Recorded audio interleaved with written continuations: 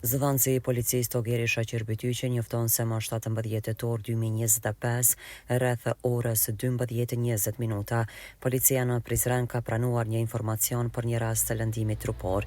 Patrullat policore kanë dalur menjëherë në vend të ngjarje ku kanë hasur në 2 viktima, një grua 49 vjeçare dhe vajza e saj 12 vjeçare, të cilat kishin pësuar lëndime të rënda trupore nga goditjet me thik, dhe gjendja e tyre është në gjendje kritike. Të 2 viktimave u shtë ndihma e parë në vend të ngjarje dhe më pas janë dërguar në spitalin rajonal të Prizrenit, ku janë në gjendje të rëndë dhe po marrin trajtim mjekësor. I dyshuari 51 vjeçar, partneri i viktimës, është arrestuar në vend të ngjarje.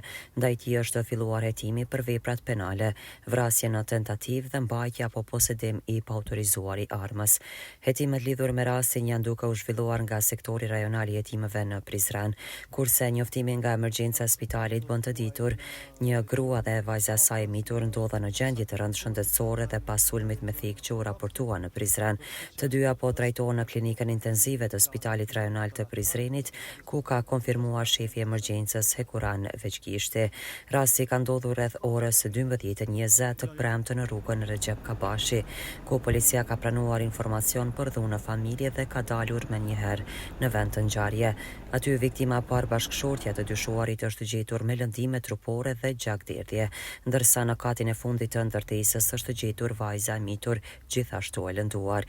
I dyshuari është arrestuar në hyrje të banesës dhe është shoqëruar në stacionin policor. Prokurori kujdestar ka lëshuar akt të vendim për ndalimin e tij për 48 orë për dyshimin për kryerjen e veprave penale, vrasje e rëndë në tentativë dhe mbajtje pa autorizuar e armëve.